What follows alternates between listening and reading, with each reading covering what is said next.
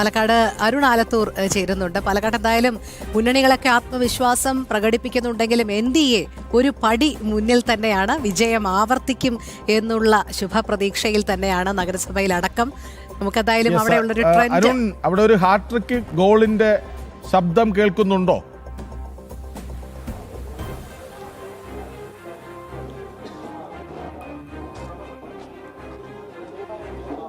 നഗരസഭ തന്നെയാണ് പാലക്കാട് ഏറ്റവും ശ്രദ്ധേയമായ കാര്യം എന്നുള്ളതിൽ യാതൊരു സംശയവുമില്ല. കേരളം മുഴുവൻ പാലക്കാട് ജില്ലയെ നോക്കുമ്പോൾ പാലക്കാട് നഗരസഭയിൽ എന്ത് സംഭവിക്കുന്നു എന്നുള്ളത് തന്നെയാണ് എല്ലാവർക്കും അറിയേണ്ടതായിട്ടുള്ളത്. ഹാട്രിക് വിജയം പാലക്കാട് നഗരസഭയിൽ BJP നേടുമോ എന്നുള്ളതാണ്. കാരണം കേരളത്തിൽ ആദ്യമായിട്ട് BJP അധികാരത്തിലെത്തിയ നഗരസഭ 2015 24 സീറ്റുകൾ നേടി അധികാരത്തിലെത്തിയ പാലക്കാട് നഗരസഭയിൽ അമൃത് പദ്ധതി ഉൾപ്പെടെയുള്ള വികസന പ്രവർത്തനങ്ങൾക്കുള്ളൊരു അംഗീകാരമായിട്ട് 2020 28 സീറ്റുകൾ നേടിക്കൊണ്ട് കൂടുതൽ ശക്തിയോടുകൂടി പാലക്കാട് നഗരസഭ BJP ഭരണത്തിൽ എത്തുകയായിരുന്നു ചെയ്തത്. ഇത്തവണയാണെങ്കിൽ BJPയെ സംബന്ധിച്ചിടത്തോളം 30-ലേറെ സീറ്റുകൾ നേടുമെന്നുള്ളതാണ് അവരുടെ കണക്കുകൂട്ടൽ. അതുകൊണ്ട് തന്നെ പാലക്കാട് നഗരസഭയിലെ പാലക്കാട് നഗരസഭയിൽ എത്രമാത്രം മുന്നേറ്റം BJPക്ക് ഉണ്ടാക്കാൻ കഴിയും എന്നുള്ളത് തന്നെയാണ് ഇത്തവണത്തെ ഏറ്റവും എല്ലാവരും വലിയ ആകാംക്ഷ ഉറ്റുനോക്കുന്ന ഘടകം എന്നുള്ളതിൽ തർക്കമില്ല.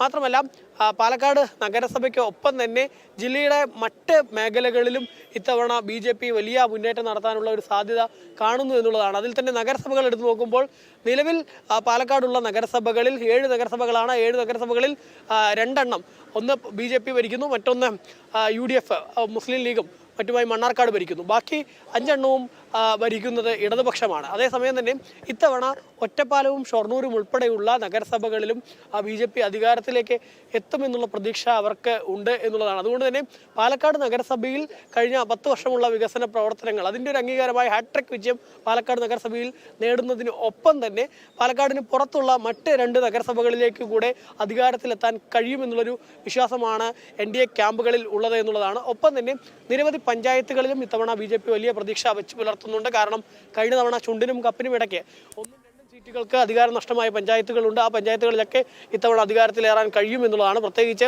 പാലക്കാട് നഗരസഭയോട് ചേർന്ന് കിടക്കുന്ന അകത്തേത്തറ പഞ്ചായത്ത്, അതുപോലെ തന്നെ പറളി പഞ്ചായത്ത്, മലമ്പുഴ പഞ്ചായത്ത്, എലപ്പുള്ളി പഞ്ചായത്ത്, അതുപോലെ തന്നെ ലക്കിടിപ്പേരൂർ പഞ്ചായത്ത്, അമ്പലപ്പാറ പഞ്ചായത്ത്, അതുപോലെ തന്നെ വാണിയംകുളം പഞ്ചായത്ത്, അട്ടപ്പാടിയിലുള്ള പുതൂർ പഞ്ചായത്ത് തുടങ്ങിയവിടങ്ങളിലൊക്കെ അധികാരത്തിലെത്താവുന്ന തരത്തിലുള്ള പ്രവർത്തികൾ പ്രചാരണം തങ്ങൾ നടത്തിയിട്ടുണ്ട് ഇത്തവണ. അതുകൊണ്ട് തന്നെ വലിയ മാറ്റം ഉണ്ടാവും എന്നുള്ളതാണ് NDA ക്യാമ്പുകളിൽ BJP ക്യാമ്പുകളിൽ നമുക്ക് ഇന്നിപ്പോൾ ഈ വോട്ടെണ്ണൽ ദിനത്തിൽ കാണാൻ സാധിക്കുന്നത് എന്നുള്ളതാണ്. ഏതായാലും പാലക്കാട് ജില്ലയിൽ ഇത്തവണ ഒരു ചരിത്രം കുറിക്കുന്ന തരത്തിലായിരിക്കും NDAയുടെ പെർഫോമൻസ് എന്നുള്ളത് ഏറെക്കുറെ നമുക്ക് ഉറപ്പിക്കാൻ കഴിയുന്നു എന്നുള്ളത് തന്നെയാണ്. കാരണം മുൻ തെരഞ്ഞെടുപ്പുകളൊക്കെ എടുത്ത് നോക്കുന്ന സമയത്ത് ആ തെരഞ്ഞെടുപ്പുകളിലൊക്കെ BJP വലിയ മുന്നേറ്റം നടത്തുന്ന ഒരു ജില്ലയാണ് പാലക്കാട്. ആ ജില്ലയിൽ ഇത്തവണ നിരവധി തദ്ദേശ സ്ഥാപനങ്ങളിൽ അധികാരത്തിലെത്തുകയും ഒപ്പം പലയിടത്തും പ്രധാന പ്രതിപക്ഷമായി NDA ഉയരുകയും ചെയ്യും എന്നുള്ളതാണ് NDAയുടെ പ്രതീക്ഷ എന്നുള്ളതാണ്.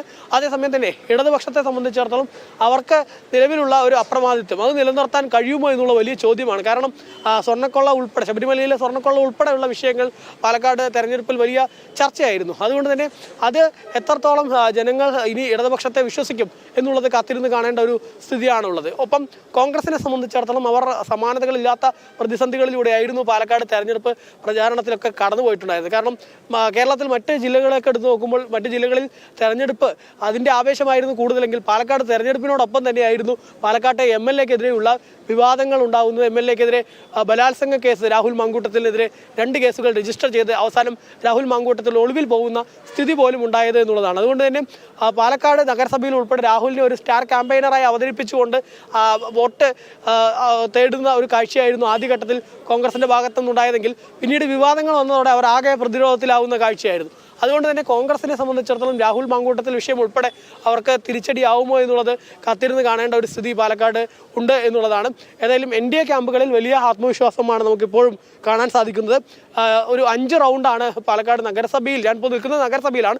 നഗരസഭയിൽ 5 റൗണ്ടായിട്ടാണ് വോട്ടെണ്ണൽ നടക്കുക. ആ 5 റൗണ്ടിൽ നമുക്ക് ആദ്യത്തെ ഒരു ആദ്യത്തെ റൗണ്ട് എന്ന് പറയുന്നത് ഒലവക്കോട് എന്ന 1-ാം വാർഡും അതുപോലെ തന്നെ 28-ാം വാർഡും, ഈ രണ്ട് മണപ്പള്ളിക്കാവ്, ഈ 2 വാർഡുകളിലെ വോട്ടുകൾ എണ്ണിയാണ് തുടങ്ങുക. അതുകൊണ്ട് തന്നെ സ്വാഭാവികമായിട്ടും ഈ 2 വാർഡും BJPയുടെ കൈവശമുള്ള വാർഡാണ്. അതായത് ഒലവക്കോടാണെങ്കിലും മണപ്പള്ളിക്കാവാണെങ്കിലും BJPയുടെ കൈവശമുള്ള വാർഡാണ്. ഈ 2 വാർഡുകളിലും വിജയിക്കാൻ കഴിഞ്ഞാൽ, അല്ലെങ്കിൽ ആ 2 വാർഡുകളും ലഭിക്കുന്ന ഒരു സ്ഥിതി ഉണ്ടായാൽ പിന്നെ BJPയെ സംബന്ധിച്ചിടത്തോളം വലിയ മുന്നേറ്റം ഉണ്ടാക്കാൻ കഴിയും. കഴിഞ്ഞ തവണത്തെ 28 എന്നുള്ളത് അത് 30 കടത്താൻ കഴിയും എന്നുള്ളതാണ് അവർ. സാനുവിലേക്ക് പോകേണ്ടതുണ്ട്. തൃശ്ശൂർ BJP വലിയൊരു മാറ്റം വരുത്തിയ ഇടമാണ്. കാരണം LDFും UDFും ഒക്കെ ലോക്സഭാ തെരഞ്ഞെടുപ്പുകളിൽ മാറി മാറി ജയിച്ചു വന്ന ഒരിടത്ത് സുരേഷ് ഗോപിയിലൂടെ വലിയൊരു മുന്നേറ്റം BJP നടത്തി. ഇത്തവണ വലിയ പ്രതീക്ഷ വയ്ക്കുന്നുണ്ട് അവിടെ. നമുക്ക് സാനു കെ സജീവ് ഒപ്പം ചേരുന്നുണ്ട്. സാനു, അവിടെ 3 മുന്നണികളും വലിയ ആത്മവിശ്വാസത്തിലാണ് എന്നറിയാം. എങ്കിലും കഴിഞ്ഞ ലോക്സഭാ തെരഞ്ഞെടുപ്പിൽ ഏറ്റ വലിയ അടി, അതിൽ നിന്ന് മുന്നോട്ട് പോകാൻ കഴിയുമെന്ന പ്രതീക്ഷ LDFനും UDFനും ഉണ്ടോ? എന്താണ് BJP ഉന്നം വയ്ക്കുന്നത്?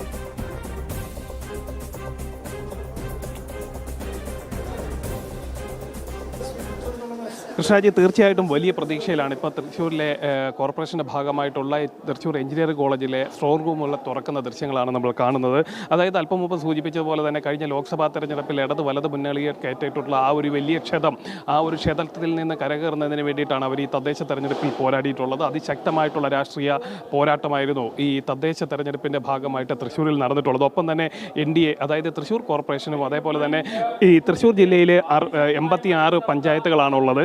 ആ പഞ്ചായത്തുകളിൽ ഒരു പഞ്ചായത്തിൽ മാത്രം, അതായത് അവണിശ്ശേരി പഞ്ചായത്തിൽ മാത്രമാണ് ഭരണമുള്ളത്. അതിൽ നിന്നും 19 പഞ്ചായത്തുകളിലേക്ക് ഭരണം എത്തിക്കുക എന്നുള്ളതാണ് BJPയുടെ ലക്ഷ്യം. അതിനു വേണ്ടിയിട്ടുള്ള കഠിന പ്രയത്നം ഈ തദ്ദേശ തെരഞ്ഞെടുപ്പിന് മുൻപ് തന്നെ, അതായത് തദ്ദേശ തെരഞ്ഞെടുപ്പ് പ്രഖ്യാപിക്കുന്നതിന് മുൻപ് തന്നെ BJP ആരംഭിച്ചിരുന്നു എന്ന് തന്നെ വേണം പറയാനായിട്ട്. കഴിഞ്ഞ ലോക്സഭാ തെരഞ്ഞെടുപ്പിന് തൊട്ടു പിന്നാലെ അതിനുള്ള ശ്രമങ്ങളൊക്കെ BJPയുടെ ഭാഗത്ത് നിന്ന് ആരംഭിച്ചിരുന്നു. ഒപ്പം തന്നെ കഴിഞ്ഞ 10 വർഷമായിട്ട് തൃശ്ശൂർ കോർപ്പറേഷൻ ഭരിക്കുന്നത് LDF ആണ്. അതേപോലെ തന്നെ കഴിഞ്ഞ കാലങ്ങളിൽ നമ്മളൊക്കെ കണ്ടതാണ് ഈ തൃശ്ശൂർ കോർപ്പറേഷനുമായി ബന്ധപ്പെട്ടുകൊണ്ടുണ്ടായിരിക്കുന്ന തുടർച്ചയായിട്ടുള്ള വിവാദങ്ങൾ. നേരിയ ഭൂരിപക്ഷം, അതായത് ഒരാളുടെ ഭൂരിപക്ഷത്തിൽ ഒരു സ്വതന്ത്രനെ കൂട്ടി ഈ തൃശ്ശൂർ കോർപ്പറേഷൻ ഭരിക്കുന്ന ഒരു കാഴ്ച. തുടർന്ന് പലപ്പോഴായിട്ട് നിലപാടുകൾ മാറ്റുന്നു. ഒപ്പം തന്നെ അത് LDFന് വലിയ തലവേദനയായി മാറുന്നതൊക്കെ നമ്മൾ കണ്ടിട്ടുള്ളതാണ്. എന്തായാലും വലിയൊരു പ്രതീക്ഷയിലാണ് തൃശ്ശൂരിലെ NDA നേതൃത്വമുള്ളത്. 7 നഗരസഭകളാണുള്ളത്. അതിൽ കൊടുങ്ങല്ലൂരിലും അതേപോലെ കൊടുങ്ങല്ലൂരിലെ ഭരണം പിടിക്കുക എന്ന് തന്നെയാണ് NDAയുടെ ലക്ഷ്യം. കഴിഞ്ഞ തദ്ദേശ തെരഞ്ഞെടുപ്പിൽ ഒരു സീറ്റിൻ്റെ അകലത്തിൽ മാത്രമാണ് ഈ ഒരു NDAക്ക് ഭരണം കൊടുങ്ങല്ലൂരിൽ നഷ്ടമായത്. ഇക്കുറി വ്യക്തമായ ഭൂരിപക്ഷത്തോടു കൂടി കൊടുങ്ങല്ലൂർ നഗരസഭ പിടിച്ചെടുക്കുക, ഇരിങ്ങാലക്കുടയിലും ചാവക്കാടും ചാലക്കുടിയിലും ഗുരുവായൂരിലും അടക്കം നിർണായക ശക്തിയായി മാറുക എന്ന് തന്നെയാണ് അവർ പ്രതീക്ഷിക്കുന്നത്. അതിനുള്ള പ്രവർത്തനങ്ങളൊക്കെ അവർ കാലക്കൂട്ടി തന്നെ നടത്തിയിട്ടുണ്ട്. അതിൻ്റെ ഒരു ഫലം ഈ തദ്ദേശ തെരഞ്ഞെടുപ്പിൽ ഉണ്ടാകും എന്ന് തന്നെയാണ് ഈ അവസാന നിമിഷവും NDA കണക്ക് കൂട്ടുന്നത്. ശരി, അവിടെയും BJP വലിയ പ്രതീക്ഷയിലാണ്. നമ്മൾ ഈ BJP എന്നിങ്ങനെ ആവർത്തിച്ച് പറയാൻ കാരണം എന്താണ്? കഴിഞ്ഞ കുറച്ച് വർഷങ്ങളായി BJP ഉണ്ടാക്കുന്ന ഒരു തരംഗം, മാറ്റം അത് പറയാതെ പറ്റില്ലല്ലോ. കാരണം എന്തുകൊണ്ടാണ് ഇപ്പോൾ LDF അല്ലെങ്കിൽ UDF അല്ലെങ്കിൽ LDF അങ്ങനെ ഒരു ചിന്തയിൽ നിന്ന് ജനങ്ങൾ മാറിയത് വളരെ പെട്ടെന്നാണ്. ആ മാറ്റത്തിന്റെ കുതിപ്പ് അതിവേഗമാണ് എന്നുള്ളത് കൊണ്ടാണ്. അത് മാത്രമല്ല, കൃഷ്ണൻ പറഞ്ഞതുപോലെ ഈ LDF അല്ലെങ്കിൽ UDF എന്നുള്ളൊരു ഓപ്ഷൻ കഴിഞ്ഞു. ഇവർ എത്രയും നാളെ എന്താണ് ചെയ്തുകൊണ്ടിരുന്നത് എന്നുള്ള ഒരു വലിയ ചോദ്യമായി തന്നെ ചിന്തിക്കുന്നുണ്ട്. വലിയ രീതിയിലുള്ള അഴിമതി ഭരണം നടത്തുന്ന പലയിടങ്ങളും നമ്മൾ കണ്ടിട്ടുള്ളതാണ്. കോർപ്പറേഷനുകളിലടക്കം ഇടതിന്റെയും വലതിന്റെയും നേതാക്കൾ നിങ്ങൾ UP-യിലേക്ക് നോക്കൂ, വടക്കോട്ട് നോക്കൂ എന്ന് പറഞ്ഞ് കുറ്റപ്പെടുത്തി. പക്ഷേ വടക്കോട്ട് ജനം നോക്കി. അതായത് വടക്ക് വന്ന മാറ്റങ്ങൾ അവർ അനുഭവിച്ചറിഞ്ഞു എന്നത് തന്നെയാണ്. അവർ സ്വന്തം നാട്ടിൽ സംഭവിക്കുന്നത് പോലെ ഇപ്പോൾ ശൗചാലയങ്ങൾ എന്ന ആശയം മുന്നോട്ട് വെച്ചപ്പോൾ എല്ലാവരും പരിഹസിച്ചു. വടക്ക് അതിന്റെ ആവശ്യമുണ്ടായിരുന്നു, അവർക്കതിന്റെ ആവശ്യമുണ്ടായിരുന്നു. അതാണല്ലോ അപ്പാടെ വലിയൊരു മാറ്റത്തിലേക്ക് പോയത്. അത് മാത്രമല്ല കൃഷ്ണൻ, ഈ വടക്ക് നോക്കി ഇത്തരം ശൗചാലയങ്ങളെ കളിയാക്കിക്കൊണ്ടിരുന്നവർ ഈ തിരുവനന്തപുരത്ത് ഞാൻ നേരത്തെ പറഞ്ഞതുപോലെ BJP സംസ്ഥാന അധ്യക്ഷൻ നമ്മുടെ ഈ ചെങ്കൽച്ചൂള കോളനി ഉൾപ്പെടെയുള്ള സ്ഥലങ്ങളിൽ പോയപ്പോൾ അവർ ആദ്യം ഉന്നയിച്ചത് അത് തന്നെയായിരുന്നു. വൃത്തിയുള്ള ശൗചാലയങ്ങളില്ല. ഇപ്പോഴും ഇത്തരത്തിലുള്ള പൊതു ശൗചാലയങ്ങളല്ലാതെ അവർക്കൊന്നും ഡ്രെയിനേജ് സൗകര്യങ്ങൾ നൽകുന്നില്ല. അതൊരു വലിയ വിഷയമാണ്. കേരളം എന്നൊക്കെ പറയുന്നുണ്ട്. കുറെ മറച്ചു വെച്ച് ഒരു പുകമറ സൃഷ്ടിച്ചുകൊണ്ടുള്ള ഭരണമായിരുന്നു ഇങ്ങ് തെക്ക് എന്നുള്ളത് വ്യക്തമാകുന്ന സാഹചര്യം തന്നെയാണ്.